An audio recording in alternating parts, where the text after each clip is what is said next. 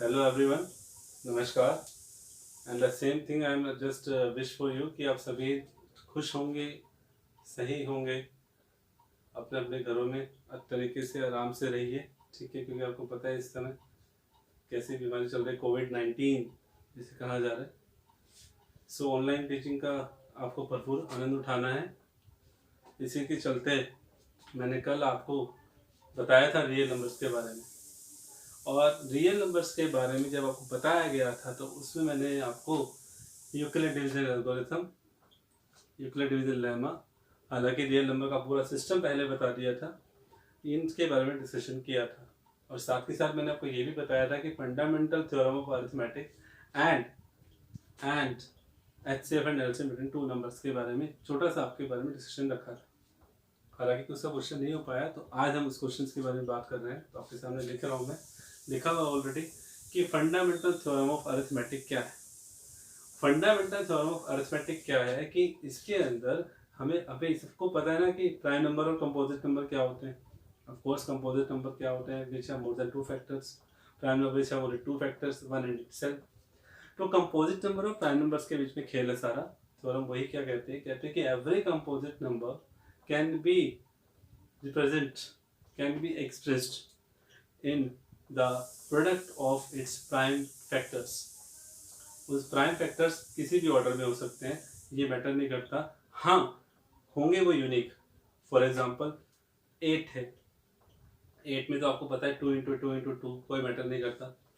27 है, 27 में क्या होगा, सीधी सी बात है, वहां पर भी 3 3 3 रह रहे।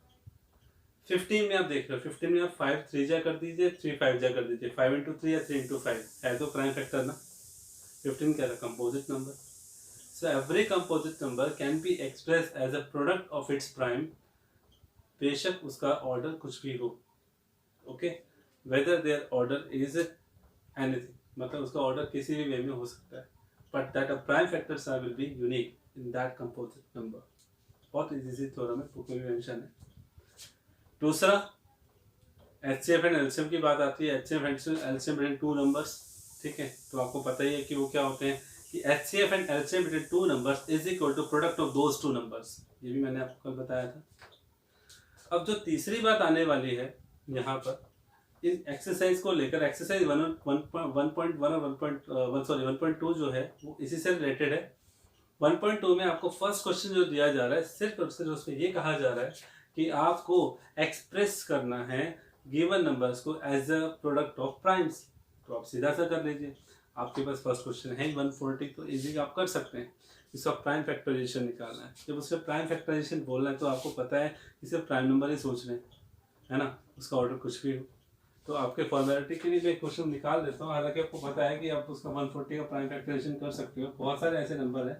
तो क्या होगा, 2 7 जा 35 5 7। So what we have 140 can be written as 2 into 2 into 5 into 7. Remember that this 2 can be written as 2 square into 5 into 7. This is the prime factorization. Okay. Next है आपके पास सेकंड क्वेश्चन। सेकंड क्वेश्चन में आपको क्या दिया जा रहा है, second question में आपको दिया जा रहा है कि HCF and LCM okay of two numbers. Two number का आपको HCF और LCM निकालना है, ठीक है। तो आपको पता है HCF LCM आप कैसे निकाल सकते हैं, बिल्कुल आपको पता है कि आपको मान लीजिए अगर टू नंबर्स अगर मैं दे रहा हूँ, कोई भी दो नंबर, तो उनका HCF कैसे निकालना है, दोनों को अलग अलग प्राइम फैक्टराइजेशन कीजिए और उनमें से हाईएस्ट कॉमन फैक्टर निकाल लीजिए। और एलसीएम क्या होता है, दोनों एक साथ नंबर लीजिए, उनका प्राइम फैक्टराइजेशन कर लीजिए और उनका एलसीएम निकाल दीजिए। फिर उनका रिलेशनशिप आपको क्या करना है, उनके बीच में जो रिलेशनशिप उनको वेरीफाई करना है। तो वेरिफिकेशन आपको बताइए कि HCF इंटू LCM बराबर किसके होगा, उन दोनों प्रोडक्ट के, उन दोनों नंबर्स के प्रोडक्ट के इक्वल होगा, ठीक है। तो ये सेकंड कंडीशन है। थर्ड आपके पास जो थर्ड क्वेश्चन जिसमें आपसे कह रहा है कि find the HCF and LCM of the following numbers. जबकि याद रखिएगा थर्ड क्वेश्चन में तीन तीन प्राइम नंबर्स, तीन तीन नंबर आपको दे रहा है और वहां से आपको HCF और LCM निकालना है यूजिंग प्राइम फैक्टराइजेशन मेथड। तो यार वही काम आ गया, जो आपने दो नंबर्स के साथ किया वही आपको तीन नंबर्स के साथ करना है, चाहे वो 4 नंबर आए चाहे वो 5 नंबर आ जाए, सभी के साथ ऐसे ही HCF और LCM निकाला जाता है, ठीक है। बात समझ में आ गई सभी को, यस। उसके बाद जो मेरा पॉइंट है क्वेश्चन नंबर 4। क्वेश्चन नंबर 4 में क्या है, क्वेश्चन नंबर 3 में आपको पता लग गया कि कैसे यहाँ पर तो आपको वेरिफिकेशन करना है, ठीक है। उसके बाद मेरे पास जो फोर्थ क्वेश्चन है, फोर्थ क्वेश्चन में आपको दे रहा हूँ कि HCF है 2 नंबर्स का, ठीक है।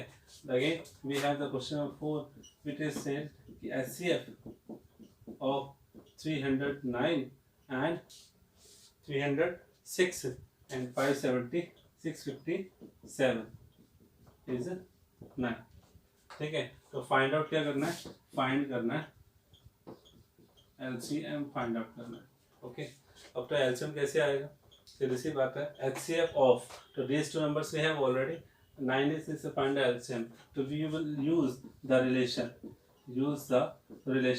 relation is HCF into LCM is equal to product of two numbers, okay। तो HCF के आपके पास, HCF है आपके पास 9, LCM हमें पता नहीं है, वो नंबर्स हमें पता है 306 इंटू 657, तो आपको पता 9 मल्टीप्लाई है, तो वहाँ जाकर क्या हो जाएगा, डिवाइड हो जाएगा 9, तो 9 3 जा 9 4 जा, तो इन दोनों को आपको मल्टीप्लाई करना है, ठीक है। 34 इंटू 657, जो भी आंसर आएगा that will be the LCM, okay. तो ये था आपका क्वेश्चन नंबर 4। उसके बाद क्वेश्चन नंबर 5 है, ठीक है। क्वेश्चन नंबर 5 क्या कह रहे हैं, कह रहे हैं चेक करो, ये आपके पास 6 की पावर n है, ठीक है। चेक करना है कि, और यहाँ पर n कौन है, n है natural number, n is a natural number, yes n क्या है बेटा, नेचुरल नंबर, और 6 की पावर n आपके पास है। ये कह रहे हैं मैं कोई भी नेचुरल नंबर रख लूं, मतलब कोई भी वैल्यू रख दूं यहाँ पे, तो चेक करो कि क्या ये 0 से एंड होगा, 0 से एंड होगा, मतलब इसका जो आंसर आएगा नेचुरल नंबर की वैल्यू रखने के बाद, क्या वो 0 से एंड होगा। तो आप फटाफट से नेचुरल नंबर रखना स्टार्ट कर दो। आप वर्बली चेक करो तो 6 बन जा, मतलब पावर 1 रखा तो 6 की पावर 1 6 आ रहा है, फिर आपने 2 रखा है, इनको 6 स्क्वायर हो गया, 6 स्क्वायर यानी कि 36 हो गया, 36 में भी एंड 6 से हो रहा है, फिर आपने 6 क्यूब किया तो 216, every time it is and with 6, ठीक है। तो अब ये जवाब तो आपका वर्बली हो गया कि हाँ हर नंबर 6 से एंड हो रहा है एंड नेचुरल नंबर रखने के बाद, लेकिन इसका लॉजिक क्या है, मतलब आप कैसे बता सकते हो कि कोई नंबर 0 से एंड होता है। तो यार सीधी सी बात है, आप वही नंबर उठा लीजिए, आपको भी पता है ऐसा नंबर सोचिए जो 0 से एंड होता है, तो ऑफ कोर्स आपको स्टार्टिंग करोगे 10 से। 10 अगर 0 से एंड होता है तो आप उस 10 में ये देखिए कि फैक्टर्स क्या क्या है, उसका प्राइम फैक्टराइजेशन हमने जब किया तो 10 के अंदर 2 ही प्राइम फैक्टर्स है, 2 इंटू 5, ठीक है। 10 के बाद जब 0 से कोई नंबर ऐड होता है तो वो 20 है, तो उस 20 में आप देखेंगे उसका जब प्राइम फैक्टराइजेशन करेंगे तो 2 इंटू 5 आता है, तो उसमें भी आप देखोगे कि 2 और 5 मौजूद हैं। तो इसका मतलब हमें ये पता चल गया कि कोई भी नंबर जब हम लेते हैं जो 0 से एंड होता है, डेफिनेटली वो उसके अंदर जो 0 से एंड अगर वो हो रहा है तो उसके अंदर 2 फैक्टर जरूर हैं, that is 2 and 5, okay। So this is a confirmation कि any number which is end with 0 must have the prime factors 2 and 5, doesn't matter कि 2 कितनी बार आ रहा है 5 कितनी बार आ रहा है, एटलीस्ट 1 टाइम्स तो होना चाहिए, 2 और 5 दोनों उसके अंदर होने चाहिए। अब आ जाइए अपने क्वेश्चन पर, हमारे पास 6 की पावर n है, यानी कि हमारा बेस 6 है, उस 6 का हम प्राइम फैक्टराइजेशन करते हैं तो 2 इंटू 3 आता है, यानी कि उसमें 2 और 5 नहीं है, 2 तो है बट 5 नहीं है, क्योंकि 0 से एंड होने के लिए 2 और 5 का होना जरूरी है। इट मीन्स साफ साफ पता चल गया कि 6 की पावर n में कभी भी 0 लास्ट में आएगा ही नहीं। तो आपका आंसर क्या होगा, इस क्वेश्चन का आंसर आपको स्टेटमेंट की फॉर्म में देना है, आपको लॉजिकली आंसर दे रहे हैं कि every number which must and with 0 must have the factors 2 and 5, okay. तो मैं यहाँ क्या लिखने वाला हूँ कि we know that every number and with 0 must have the factors, which factor, prime factors 2 and 5 both, ठीक है। Now in 6 raised to power n, 6 as 2 and 3 as prime factor. So 6 raised to power n can never end with 0. तो ये इसका answer है।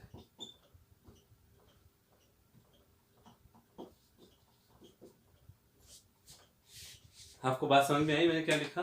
बिल्कुल आपको समझ में आ जाना चाहिए मैंने क्या लिखा। मैंने वही लिखा जो क्वेश्चन कह रहा है। वो क्वेश्चन ये कह रहा है कि कोई भी नंबर जब 0 से एंड होता है तो उसके अंदर 2 और 5 का फैक्टर होना जरूरी है।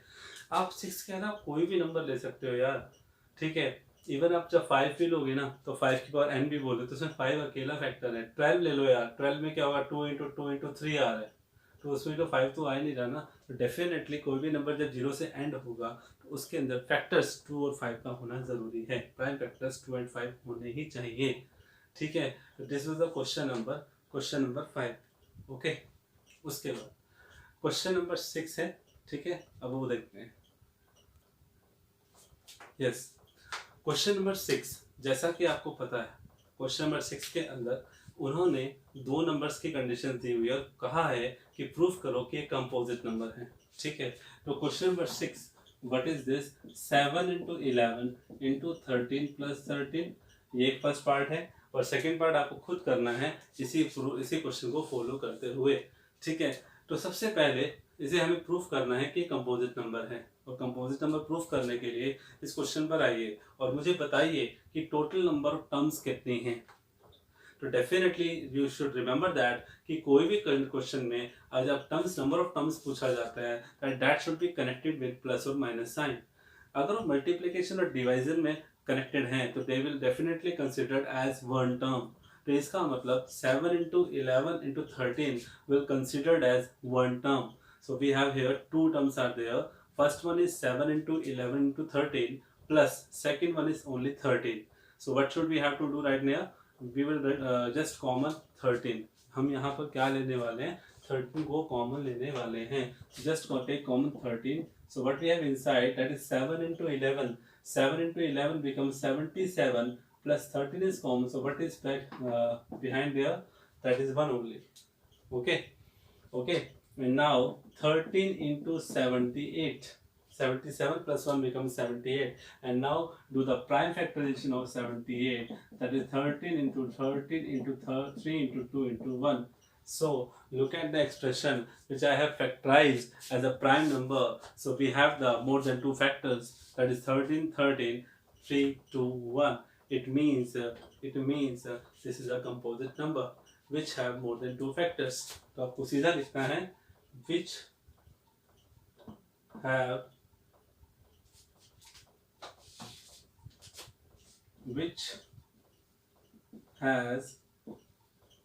more than two factors.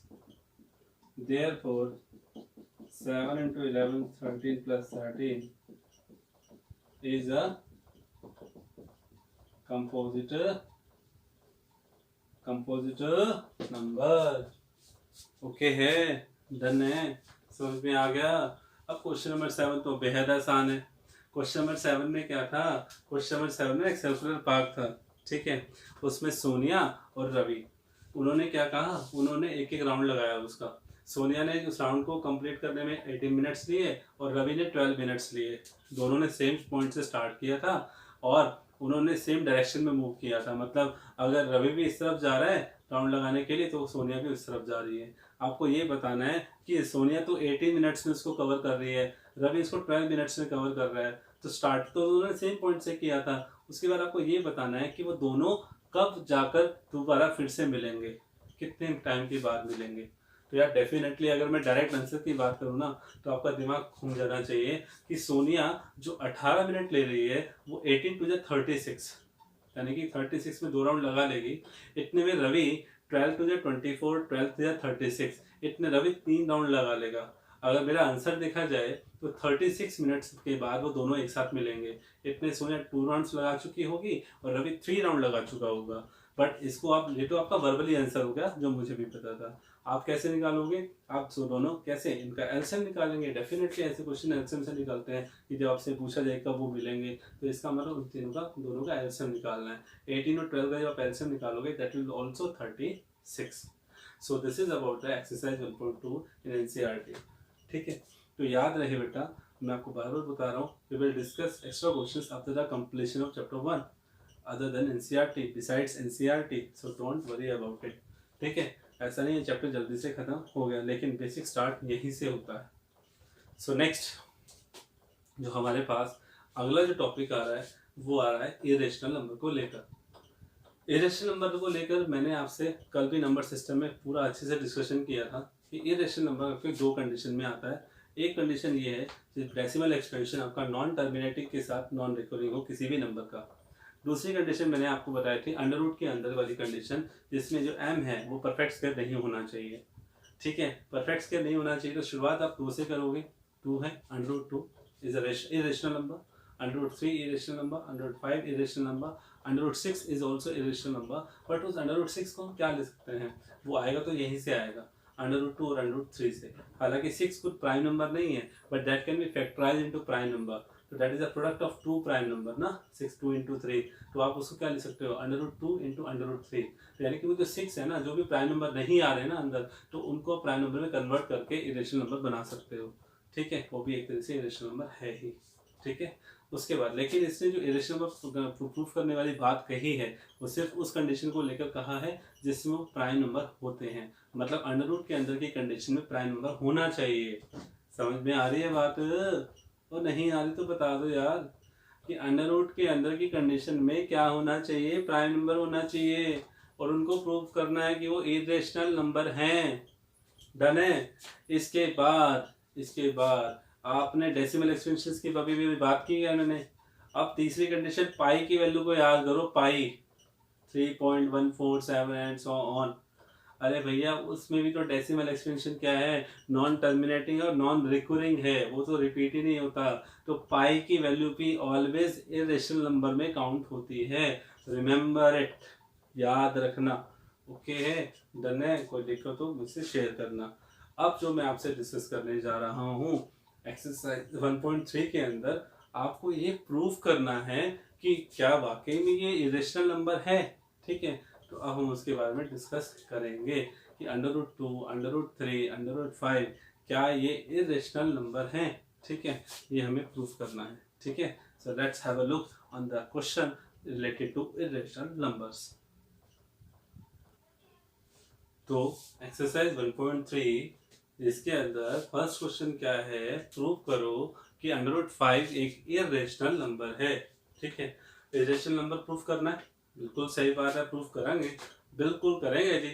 Root 5 एक इरेशनल नंबर है भैया, कैसे प्रूफ होगा, इसका अपोजिट लेकर चलो कि ये रेशनल नंबर है, रेशनल नंबर लेकर चलो, और रेशनल नंबर की कंडीशन को अगर लास्ट में वो अपोज कर दे, तो हमारी जो सपोजिशन थी, क्या सपोज किया था हमने कि वो रेशनल है, तो वो फेल हो जाएगी, वो उसको क्या कर देगा, फेल कर देगा।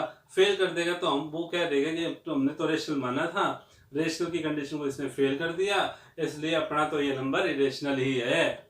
तो हमने तो रेशनल मान के तोड़ने की कोशिश करी थी, पर वो सफल नहीं हुई। समझ में आई बात, इसलिए वो क्या कहना पड़ा कि वो रेशनल ही है भाई, चलो ठीक है। क्योंकि अब रेशनल की कंडीशन क्या है, जस्ट उस पर फोकस करें, ध्यान से देखें। क्या सबसे पहले हमने सपोज किया कि root 5 is a rational number. ठीक है, मान लिया। अब रेशनल नंबर की कंडीशन क्या होती है बेटा, कि that can be expressed in p by q form, where q not equal to 0, where q not equal to 0, and hand to hand p and q are co-prime, and you know co-prime numbers, co-prime numbers क्या होते हैं, co-prime number, co-prime मतलब ऐसे दो number p और q integers हैं, हालांकि p और q, ये नहीं कह रहा हूं मैं इंटीजर नहीं है, मैं तो p और q के आपस में रिलेशन की बात कर रहा हूं कि वो दोनों आपस में को-प्राइम है। मतलब ये कि जैसे ऊपर 2 आया और नीचे 3 आया, 2/3, तो 2 और 3 का हाईएस्ट कॉमन फैक्टर क्या है, 1 है, HCF 1 है।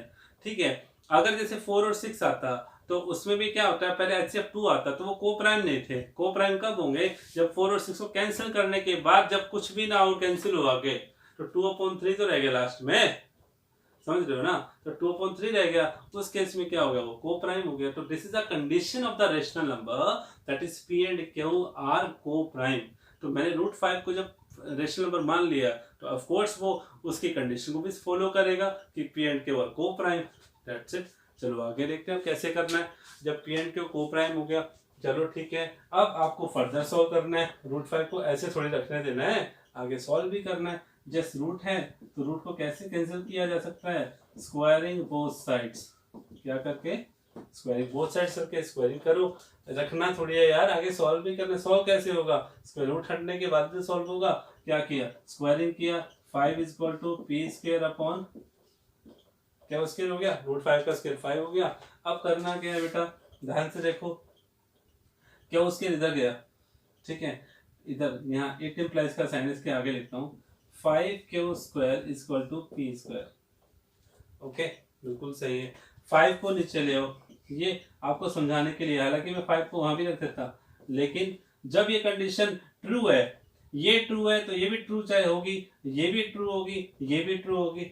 ऑफ कोर्स ट्रू कहने का मतलब मेरा क्या है, अब वो सुनो आप, क्योंकि आपने इसको माना ना ये इसके इक्वल है, मान लिया तो ये कंडीशन ट्रू है डेफिनेटली।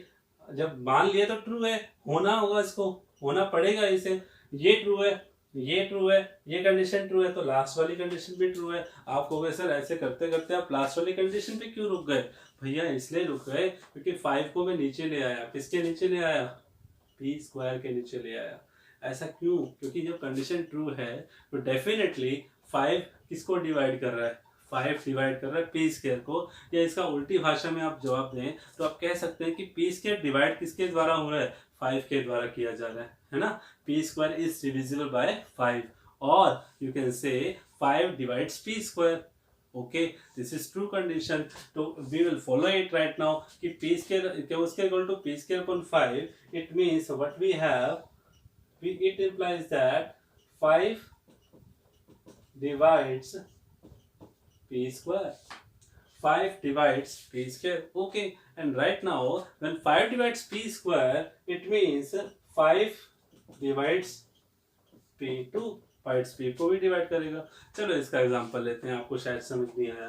अगर मैं आपको ये कहता हूँ कि कोई भी नंबर जैसे 5 डिवाइड कर रहा है 10 के स्क्वायर को, ठीक है, तो यार एक बात बताओ, 5 उसके स्क्वायर के बिना भी इसको डिवाइड करेगा, करेगा कि नहीं करेगा, क्योंकि वो 5 का मल्टीपल है।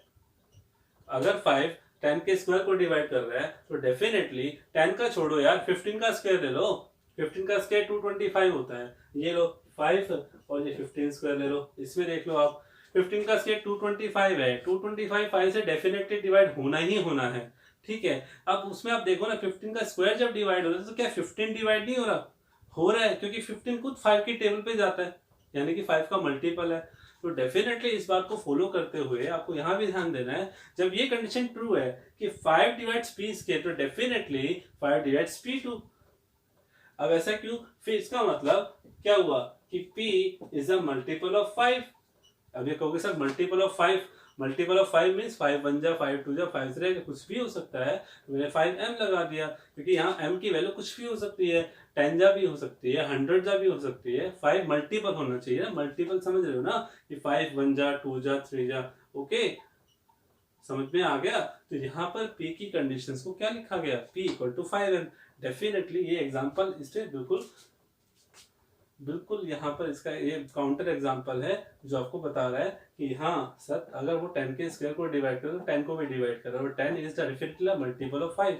तो डेफिनेटली जब 5 p² को डिवाइड कर रहा है तो 5 किसको डिवाइड करेगा, 5 p को भी डिवाइड करेगा, और वो p कौन, वो p यानी कि 5 की टेबल पे जाने वाला कोई नंबर होगा। तो मैंने वो मान लिया कि p = 5m है। यहाँ पर m कौन है, m is a natural number, ठीक है। अब p की वैल्यू 5m आ गई, बस हमारे लिए ये लॉजिक था कि सर p की वैल्यू को आप 5m ले आए। अब इसका यूज कहाँ है यार, जहां पे कंडीशन आपने स्टॉप किया था ना वहां पर आ जाओ आप, इसको फर्स्ट नंबर मान लो, ठीक है, कि क्या उसके p² अपॉन 5। यहाँ पर पी की वैल्यू को निकाल के ना अपना मतलब बनता, अब इसका यूज करना है, कैसे यूज करना है कि पी की वैल्यू 5m आ गई, इसको भी इस मेन एक्सप्रेशन में यूज करो जहां से इसकी शुरुआत हुई थी, जहां से जनरेट हुआ था, जहां से भी लॉजिक का पता चला था कि 5 ने पी को डिवाइड किया तो 5 पी को भी कर रहा है, इसका मतलब पी मल्टीपल ऑफ 5m आ रहा है। ठीक है, अब क्या हुआ, यहाँ पर पी की वैल्यू 5m यहाँ यूज कर लेते हैं तो क्या हो जाता है, that is Q square is equal to 5m whole square upon 5।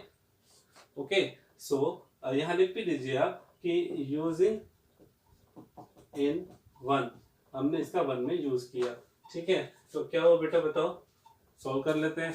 क्या उसके इक्वल टू इसके 5m का whole square upon 5, so what we have, it implies क्या square is equal to 25m square upon 5, 5 5 जा, so what we have 5m square.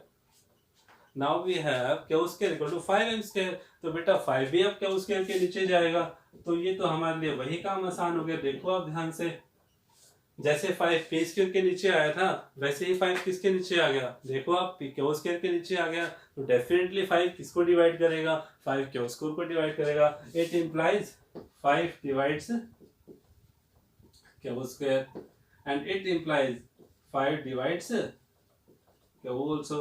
It implies क्या will be the multiple of 5n, और यहाँ पर m लिया था, वहां पर m लिया था, यहाँ n लेना है, n is a natural number. और एक बात और सुन लो, यहाँ पे नेचुरल नंबर अपनी तरफ से थोड़ी लिख रहा हूँ, आपको पता है मल्टीपल यहाँ पर 0 तो आने से रहा, नेगेटिव तो आने से रहा, है ना।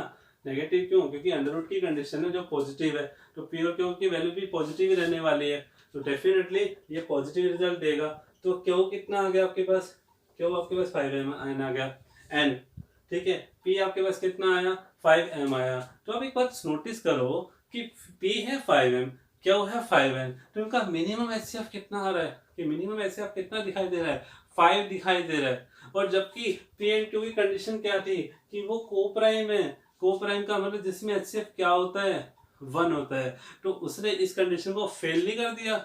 मैं तो मान के चल रहा था इस कंडीशन को फॉलो करना चाहिए, बट वो हो क्या रहा है, वो तो इसमें गड़बड़ कर रहा है। तो यहाँ पर क्या लिखोगे, यहाँ इसके बाद आपको सारा शब्दों का खेल है, शब्दों पे ध्यान देना है। क्या लिखना है, we get HCF of P and Q is 5, which contradict, जो कि विरोध कर रहा है किसका, किस फैक्ट का, fact that P and Q are co-prime। समझ रहे हो, थोड़ा सा नीचे आपको जोर देना पड़ेगा, बाकी चीज है। ठीक है, तो देखा आपने क्या लिखा मैंने कि P 5m था, Q 5n था, दोनों का एचसीएफ 5 आ रहा था। जो ये हमारे किस बात का विरोध कर रहा है, किस बात को कॉन्ट्राडिक्ट कर रहा है कि P एंड Q क्या थे, को प्राइम थे। ठीक है, को प्राइम थे, इसीलिए यहाँ पर हमारी जो सपोजिशन थी, क्या सपोजिशन थी कि p/√5 p/q के फॉर्म में लिखा जा सकता है, मतलब कि ये रेशनल नंबर है। हमारी सपोजिशन थी कि वो रेशनल है, तो वो हमारी सपोजिशन भी गलत हो गई, गलत साबित हो गई।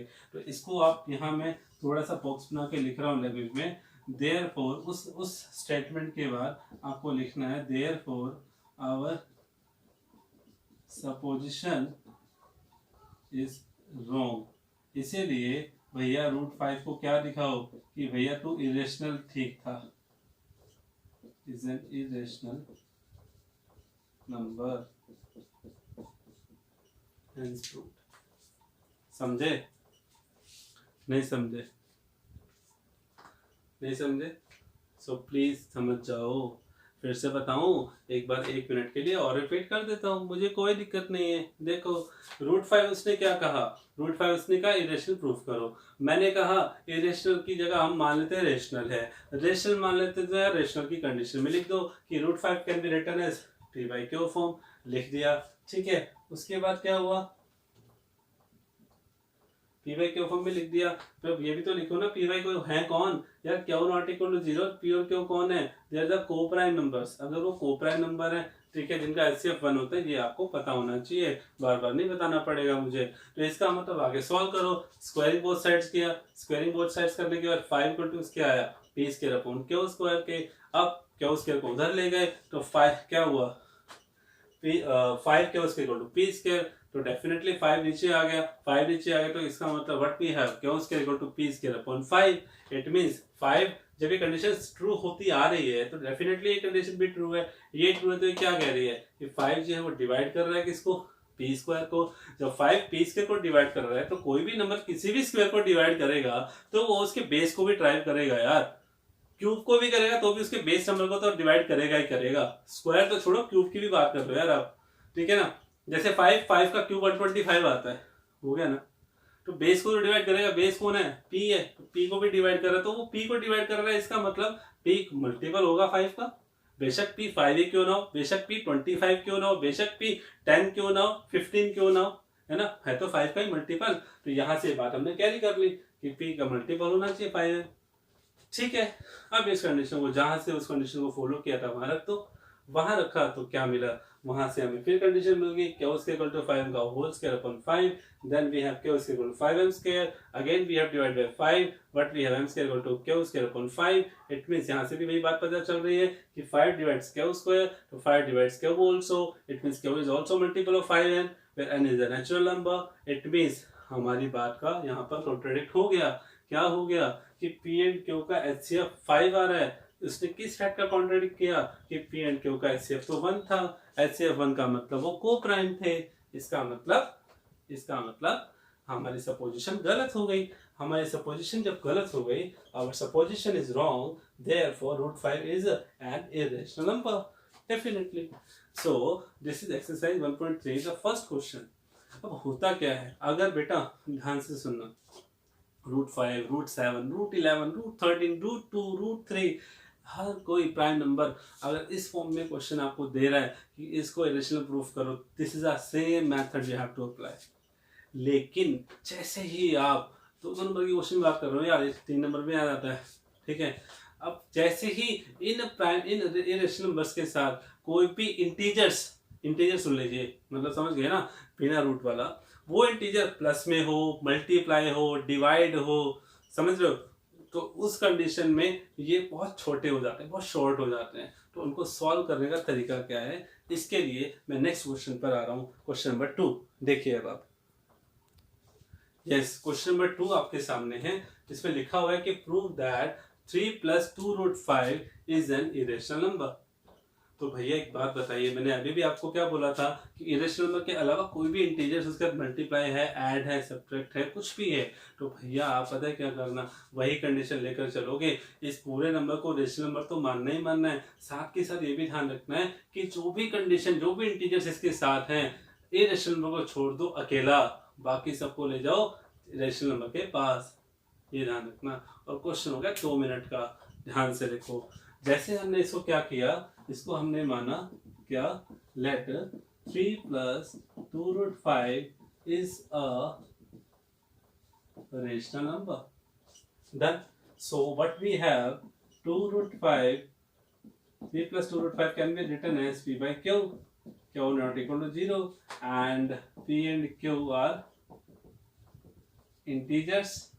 अरे इंटीजर्स तो हैं यार, लिख दो साथ में, को प्राइम इंटीजर तो होते ही है यार, 2/3, 5/7 क्या है, -2/7, -9/11 सब इंटीजर्स ही तो हैं, क्या दिक्कत है, क्या प्रॉब्लम है, कुछ नहीं है भाई, ढंग से देखो। नेक्स्ट, ऐसा कुछ नहीं, नॉर्मल बात कर रहा हूँ, ठीक है, कुछ मेरे अंदर कुछ आया नहीं है, तो क्वेश्चन को लेके ही बात कर रहा हूँ, ठीक है। तो अब आपके पास देख रहे हो पी वाई के फॉर्म में आपने लिख दिया, और मैंने क्या बोला आपको, सिस्टम से जाना है कि ए रेशियो को छोड़ के सबको उसके राइट साइड पे ले जाओ। तो सबसे पहले कौन जाएगा, ऑफ कोर्स +3 है वो जाएगा, -3 हो जाएगा। उसके बाद कौन जाएगा, जब 3 वहां जाके माइनस हो जाएगा, एलसीएम ले जाएंगे, तब जाके जो मल्टीप्लाई में उसको वहां पर डिवाइड में लिख देंगे। तो क्या हुआ देखिए, 2√5 p/q -3। So first of all you have to take LCM. LCM is q, so we have write down p - 3q. Okay, so what is the √5 says, that is p - 3q upon 2q. This is the √5. अब आप देख लीजिए, तो आपके लिए question आसान पता है क्यों हो गया। अब देखो राइट साइड में, देखो आपके पास एक्सप्रेशन क्या आया, p integer, 3 integer, q integer, 2 integer, q integer, q not equal to 0 है। ओके ना, सारे इंटीजर। जब ऊपर p इंटीजर है, क्यू इंटीजर, तो ओवरऑल आंसर इंटीजर में आएगा। नीचे भी 2 इंटीजर है, क्यू इंटीजर, तो ओवरऑल आंसर इंटीजर्स में आएगा। इंटीजर आंसर आ गया तो इसका मतलब ये राइट वाली कंडीशन क्या शो कर रही है, रेशनल शो कर रही है ना। ये रेशनल हो गई, ये रेशनल है, बट हमें पता है कि √5 इरेशनल है, तो rational can not be equal to irrational. जब रेशनल इरेशनल के इक्वल नहीं हो सकता तो हमारे सपोजिशन गलत हो तो गई यार, कि जिसको मैं इरेशनल मान रहा था वो हो ही नहीं सकता, कॉन्ट्रैक्ट तो आ गया ना। Irrational number can not be equal to irrational, this is the thing. यहाँ कोई वो प्रोसीजर नहीं चलेगा बड़े वाला, तो सिंगल इरेशनल नंबर को प्रूफ करने के लिए हमने अभी किया पीछे वाले क्वेश्चन में। Just you have to write down, you have to explain here what that is. Here p q 3 2 are integers, okay, therefore p minus 3q upon 2q is a rational number, is a rational number. Therefore √5 therefore is a rational number, and we know that √5 is an irrational number. Okay, it says this is rational, it says this is irrational, we know this is irrational. ये कहता है, इसकी condition बोलती है कि irrational है, वो कहता है कि वो हम जानते हैं कि वो irrational है, and irrational cannot be rational, therefore it implies an irrational number cannot be equal to rational, okay, rational number, therefore our supposition is wrong, हमारी supposition गलत है। Therefore 3 plus 2 √5 is an irrational number, hence proof। क्यों, कोई दिक्कत आई बताइए। अरे नहीं आएगी भाई, बिल्कुल ध्यान से करो, बहुत इजी क्वेश्चन है, सारा लैंग्वेज का खेल है। अब सीधा बता दो हाँ सर ये तो रेशनल है, ये रेशनल है, तो यार एक्सप्लेन करने में कहाँ दिक्कत आ रही है, पूरे नंबर चाहिए नहीं चाहिए, तो एक्सप्लेन भी करना पड़ेगा, क्या दिक्कत है। इस तरीके से आपको ये क्वेश्चन सॉल्व करना है। थर्ड क्वेश्चन में आप वही कंडीशन देखने वाले हो, ठीक है, तो जिसमें आपको क्या करना है, इसको इसी फॉर्म में सॉल्व करना है। इस रेशियो को उसके पास छोड़ देना, बाकी सबको राइट साइड में ले जाना। राइट साइड मतलब पी वाई क्यू के पास ले जाना, and then explain about the all the thing of the right side, ठीक है। तो थर्ड क्वेश्चन आपको खुद करना है। इस प्रकार यहाँ एक्सरसाइज 1.3 कंप्लीट होती है। ओके डन, ठीक है। उसके बाद बहुत बेहद छोटी एक्सरसाइज है 1.4, ठीक है, जिसके अंदर आपको वैसे स्पीड से आप जा रहे हो बेटा, क्वेश्चन भी तो थोड़े थोड़े हैं, ठीक है, क्योंकि हमें फर्स्ट चैप्टर कंप्लीट होने के बाद इनके एक्स्ट्रा क्वेश्चंस के बारे में भी करना है, जिसमें आपको अच्छे क्वेश्चंस के बारे में पता चलेगा, ठीक है। तो मैं अब आपके साथ डिस्कस करने जा रहा हूँ एक्सरसाइज 1.4, और उससे पहले उससे रिलेटेड कुछ थ्योरम्स हैं, बेहद इंटरेस्टिंग है, बहुत आसान है, आपको पता चलेगा। Have a look. हाँ जी, देखिए जो हमारा नेक्स्ट टॉपिक है, decimal expansion of rational number, ठीक है, decimal expansion of rational number. What it says, decimal expansion आपको पता है रेशनल नंबर का आपने पढ़ा है। एक तो डेसिमल एक्सपेंशन होता है टर्मिनेटिंग, दूसरा होता है non terminating with recurring means repeating. तो यानी कि डेसिमल एक्सपेंशन रेशनल नंबर के दो ही होते हैं, ठीक है। अब मैं आपको दोनों के एग्जांपल लेकर चलूंगा और आपको दोनों में डिफरेंस दिखाऊंगा, ठीक है। मींस टर्मिनेटिंग जब डेसिमल एक्सपेंशन होता है तो उसमें रेशनल नंबर की कंडीशन में डिनोमिनेटर क्या शो करता है, यानी कि मेन जो रोल है वो डिनोमिनेटर का है, ठीक है, टर्मिनेटिंग एक्सपेंशन में। दूसरा नॉन टर्मिनेटिंग एक्सपेंशन में डिनोमिनेटर का क्या रोल होता है वो भी आपके सामने मैं रखूंगा, तो आपको दोनों में डिफरेंस पता चलने वाला है, ठीक है। देखिए फर्स्ट ऑफ ऑल मैं टर्मिनेटिंग का एग्जांपल लेता हूं। फॉर एग्जांपल मैंने आपके पास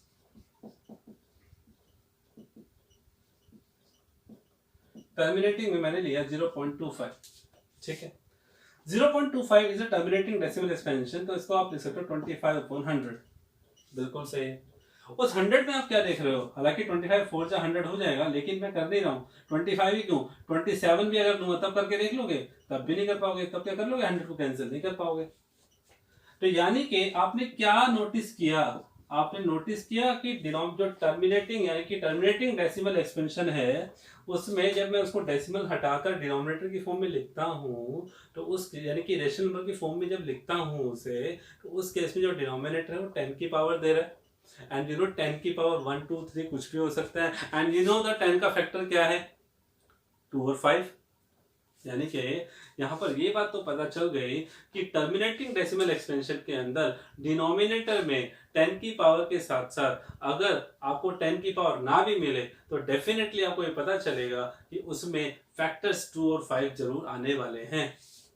ये कंफर्म हो गया कि डिनोमिनेटर में टर्मिनेटिंग के केस में यानी कि कोई भी रेशनल नंबर अगर टर्मिनेट हो रहा है तो उसमें बिना सोचे समझे आप ये बता सकते हो, मतलब डायरेक्ट बिना सॉल्व किए आप ये कह सकते हो कि उसके डिनोमिनेटर में अगर फैक्टर 2 और 5 हैं तो डेफिनेटली वो टर्मिनेट होगा ही होगा, उसका डेसिमल एक्सपेंशन टर्मिनेट होगा ही होगा। अब मैं इसका बिल्कुल अपोजिट एग्जांपल लेता हूं। मैंने क्या लिया था बेटा, मैंने लिया था, पहले लिया टर्मिनेटिंग डेसिमल एक्सपेंशन, उसको सॉल्व करके दिखाया और दिखाया कि उसके डिनोमिनेटर में क्या आ रहा है, 10 की पावर आ रहा है, मीन्स 10 में फैक्टर्स होते हैं 2 और 5, तो वो आ रहे हैं, ठीक है। अब मैं इसके अपोजिट लेकर चलता हूँ, ठीक है, तब आप बताना वहां पर क्या होगा, ठीक है। दूसरा यानी कि 2 और 5 फैक्टर हैं, मेन 2 और 5 है ना, दोनों है। देखो अब मैं इसमें ये कहना चाहता हूँ, किसी भी कंडीशन में अगर 2 और 5 दोनों हो या 2 अकेला या 5 अकेला दोनों हो डिनोमिनेटर में, तब वो टर्मिनेट होता है। रिपीट कर देता हूँ, जैसे मैंने कहा 1/8 है, एग्जाम्पल सबको अच्छे समझ में आएगा। अब 1/8 के अंदर डिनोमिनेटर में जो प्राइम फैक्टराइजेशन किया था 2 की पावर 3 हो रहा है, 2 × 2 × 2, ठीक है। तो यानी कि ये भी टर्मिनेटिंग डेसिमल एक्सपेंशन है, करके देख लो क्या आएगा, 0.125। पता चल गया, पता चल गया ये, हाँ बिल्कुल पता चलना चाहिए। अब जैसे 1/25 है, इसमें क्या होगा, 1/25 में आप देख रहे हो क्या हो रहा है, क्या हो रहा है भाई, 1/25 डेफिनेटली इसमें क्या आ रहा है, 5² 5 आ रहा है कि नहीं आ रहा है, बिल्कुल आ रहा है। तो ये क्या है, क्या है ये, टर्मिनेटिंग डेसिमल एक्सपेंशन, 2 आ गया और 5 आ गया, ठीक है। तो क्या कि 1/25 में 5² है, आपको पता क्या हो जाएगा, 0.04, 0.04। मैं बात किसकी कर रहा हूं, मैं टर्मिनेटिंग की बात कर रहा हूं भाई। टर्मिनेटिंग में अगर डिनोमिनेटर में आपके पास 2 की पावर और 5 की यानी कि 2 एज अ डिनोमिनेटर जिसका प्राइम फैक्टराइजेशन जब आप करोगे उसमें 2 और 5 आ जाए तो वो टर्मिनेट होगा, ठीक है। बात समझ में आ गई। इसके बाद मैं बात कर रहा हूँ, देखिए और एग्जांपल भी हैं इसके, ठीक है। Just have a look of examples, में बहुत सारे एग्जांपल है, हम देखें, और एक्सरसाइज 1.4 में यही है, ठीक है। देखिए मैं बात कर रहा था डेसिमल एक्सपेंशन। रेशनल नंबर में 2 तरह के डेसिमल एक्सपेंशन होते हैं, एक टर्मिनेटिंग का डेसिमल एक्सपेंशन और दूसरा नॉन टर्मिनेटिंग रिकरिंग का। ये तो आपको जब पता चल जाता है जब हम डेसिमल एक्सपेंशन हमें दिया हुआ है और डेसिमल एक्सपेंशन को हम सॉल्व करते हैं तो हमें पता है कि वो रेशनल नंबर आने वाला है। लेकिन अब आपको रिवर्स करना है, आपको मैं रेशनल नंबर दे रहा हूं और आपको ये पता लगाना है कि इनका डेसिमल एक्सपेंशन कैसा होगा।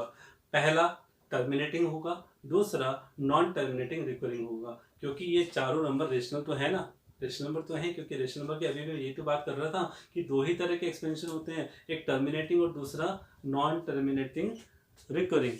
तो मैंने आपको टर्मिनेटिंग की कंडीशन में बताया कि बेटा अगर डिनोमिनेटर के अंदर फैक्टर ओनली 2 आ रहा है, ओनली 5 आ रहा है, या 2 और 5 दोनों आ रहे हैं तो डेफिनेटली वो टर्मिनेट होगा, ठीक है। दूसरी कंडीशन, अगर डिनोमिनेटर के प्राइम फैक्टराइजेशन में 2 और 5 के साथ कोई और नंबर आ रहा है, मीन्स अगर 2 के साथ कोई और नंबर है, 5 के साथ कोई और नंबर है, तो वो नॉन टर्मिनेटिंग रिकरिंग होगा, मतलब टर्मिनेट नहीं होगा, नॉन टर्मिनेटिंग रिकरिंग होगा। आप सबसे पहला 1/15 को ही देख लीजिए, उसका डेसिमल एक्सपेंशन कैसा आएगा। 1/15 नाम से ही है भैया, 1/15, यानी कि जिसमें आपको 3 × 5 मिल रहा है, 1/15 है, तो आप देख रहे हो इसमें क्या मिल रहा है, यानी कि 3 और 5 है, 2 और 5 तो नहीं है ना, तो इसका मतलब इसका डेसिमल एक्सपेंशन क्या होगा, नॉन टर्मिनेटिंग रिकरिंग होगा, नॉन टर्मिनेटिंग रिकरिंग होगा, सॉल्व करके देख लेना वही मिलेगा। ठीक है, 1/7, इसके पास तो दोनों ही नहीं है, सोने पे सुहागा हो गया इसके लिए तो, कि जिसके पास दोनों ही नहीं है तो डेफिनेटली आंख बंद करके बोल देना यार कि इसका तो डेसिमल एक्सपेंशन कैसा है, नॉन टर्मिनेटिंग रिकरिंग है। क्लियर है। अब आप सेकंड नंबर देखिए, 3/25, सॉरी 3/25 में आपको क्या नजर आ रहा है यार, नीचे 5 के ही फैक्टर है, ओनली 5 स्क्वायर, इट मीन्स इसका डेसिमल एक्सपेंशन कैसा है, टर्मिनेटिंग है। कैसा है, टर्मिनेटिंग है। ठीक है, अब मैं आपको दिखाता हूँ इसको टर्मिनेट कैसे करना है बिना लॉन्ग डिवीजन के। ठीक है, टर्मिनेटिंग कैसे सॉल्व करना है, क्योंकि अगर नीचे 10 होता ना, जैसे अगर मैं तुम्हें ये कहता कि 5/100 है, तो आप सीधा बोल लेते सर यार 0.05 लिख दो, आंसर हो गया। लेकिन इसका भी डेसिमल एक्सपेंशन टर्मिनेट है। अब सर इसमें 3/25 वाले केस में आप हमें डायरेक्ट टर्मिनेट करके दिखाओ बिना डिवाइड किए। तो मैंने कहा ठीक है, कैसे होगा यार, नीचे 100 में कन्वर्ट करना पड़ेगा, नीचे नंबर ऑफ जीरोस में कन्वर्ट करना पड़ेगा। कैसे होगा, 25 है, 25 में 5 स्क्वायर आ रहा है। ठीक है, तो 10 बनाने के लिए 10 स्क्वायर चाहिए। तो यहाँ पर क्या करो, हिंट दे देता हूँ, जितनी 5 की पावर आ रही है उतने 2 की पावर से ऊपर मल्टीप्लाई, उतना नीचे, क्योंकि नीचे क्या बन जाएगा भाई, ऊपर तो बन गया 3 × 4, नीचे बन गया 100, 12/100 दैट इज 0.12। देख लो आपके आगे आंसर, डेसिमल एक्सपेंशन हो गया ना, मैंने डिवाइड भी नहीं किया। सर आपको अभी समझ में नहीं आया, दोबारा देख लो। एक एग्जांपल ये हो गया, दूसरा ये हो गया, तीसरा और देख लो। तीसरा एग्जांपल क्या है, 1/16 है जैसे। ठीक है, अब 16 में कहोगे सर इसका डेसिमल एक्सपेंशन क्या है, डेफिनेटली टर्मिनेटिंग होगा, क्योंकि 2 की पावर 4 आ रहा है इसमें। ठीक है, ओनली 2 आ रहा है ना एज अ प्राइम फैक्टर, तो डेफिनेटली टर्मिनेटिंग है। कैसे होगा सर, देखो 1/2 की पावर 4 लिख सकता हूँ, और आपको पता है नंबर ऑफ 10 की पावर जितना बनेगा उतना जीरो बनेगा, उतना हम डेसिमल लगा सकते हैं। यहाँ पर 2 की पावर 4 है, तो हम क्या करेंगे, यहाँ क्या करेंगे, इस केस में इसको 5 की पावर 4 से मल्टीप्लाई करेंगे। ठीक है, तो कितना ऊपर 5 की पावर 4 से करेंगे, तो 5 की पावर 4 और 10 की पावर 4 कितना हुआ, 5 की पावर 4 कितना हुआ, 5 1 25, 125 625 upon 10,000, so it means 0.625, that's it, तो दिस इज डेसिमल एक्सपेंशन। तो इजीली आपके लिए, तो पहला क्वेश्चन जो 1.4 में है ना बेटा, वो यही है कि आपको क्या करना है, आपको यहाँ पर ये बताना है पहले क्वेश्चन में कि दिए गए रेशनल नंबर्स का डेसिमल एक्सपेंशन कैसा रहेगा, टर्मिनेटिंग की नॉन टर्मिनेटिंग। तो डिनोमिनेटर को प्राइम फैक्टराइजेशन कर लीजिएगा और वहां से आपको पता चल जाएगा कि वो टर्मिनेटिंग है या नॉन टर्मिनेटिंग है। ठीक है, टर्मिनेटिंग आपको पता चल जाएगा, ओनली फैक्टर्स ऑफ 2 है तो टर्मिनेटिंग है, ओनली फैक्टर्स ऑफ 5 है तो टर्मिनेटिंग है, अगर 2 और 5 दोनों फैक्टर्स मिल रहे हैं तो भी टर्मिनेटिंग है, अगर उन दोनों में से कोई भी एक मिसिंग है, मीन्स 2 के अलावा 2 के साथ कोई 3 आ गया, तो वो नॉन टर्मिनेटिंग रिकरिंग आएगा। मतलब 2 और 5 में से कोई भी अगर मिसिंग है उसके प्राइम फैक्टर्स में, तो वो नॉन टर्मिनेटिंग रिकरिंग है। ठीक है, सेकंड क्वेश्चन क्या है, सेकंड क्वेश्चन ये कह रहा है, फर्स्ट क्वेश्चन में ना जितने भी टर्मिनेटिंग आ रहे हैं ना डेसिमल एक्सपेंशन, उनके डेसिमल एक्सपेंशन लिख के दिखाओ। तो जो मैंने आपके सामने एग्जांपल रखे ना कि कैसे रेशनल नंबर को टर्मिनेटिंग शो करते हैं, ठीक है, ऐसे आपको सेकंड क्वेश्चन के लिए करना है। ठीक है, थर्ड क्वेश्चन सुन लो। थर्ड क्वेश्चन में 3 पार्ट है बेटा।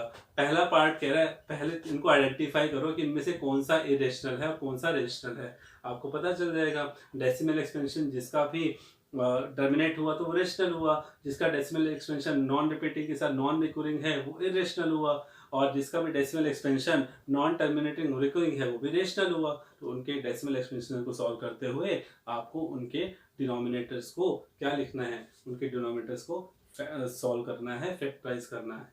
ठीक है, अदरवाइज सिर्फ ये बताना है कि रेशनल कौन सा और इरेशनल कौन सा। अगर आपको किसी भी तरह की दिक्कत आती है तो आप मुझसे शेयर जरूर करें। ठीक है, तो आप सोचेंगे सर बड़ी स्पीड से चैप्टर करा दिया, एक्चुअली बड़ी स्पीड से हो गया है चैप्टर। ठीक है, तो आपको क्या करना है, फर्स्ट चैप्टर में जहाँ 1.1 से लेके 1.4 तक कोई भी डाउट आपको आती है तो आप मुझसे शेयर करेंगे, ठीक है। तो मैं डाउट सेशन भी लूंगा, किसी भी तरह की आपको डाउट होती है आपसे पूछूंगा, और अपनी तरफ से मैं आपको क्वेश्चंस कराने वाला हूँ। डाउट सेशन कैसे लेंगे sir, just you have to do comment, sir ये क्वेश्चन ये नहीं आया, ये आप हमें बता दीजिए। सो प्लीज़ अच्छे से समझिएगा, किसी तरह कोई डाउट रहता है तो ज़रूर पूछिएगा, ठीक है। तो नेक्स्ट मीटिंग में जब हम मिलेंगे तो other than NCERT, besides NCERT हम क्वेश्चंस करेंगे, ठीक है। एक लेक्चर में इसको कंप्लीट करने की कोशिश करेंगे, तो हमें आगे चैप्टर्स भी तो करने हैं, ठीक है। So again thank you very much. Share कीजिए, सब्सक्राइब कीजिए और लाइक जरूर कीजिएगा, और कुछ समझ में नहीं आए तो शेयर जरूर करना, ठीक है। आपको क्वेश्चन समझ में नहीं आ रहा है फिर मैं बोल रहा हूँ तो आप मुझसे उस प्रॉब्लम को शेयर कर सकते हैं। Thank you very much, see you in the next meeting and have a nice day. Thank you.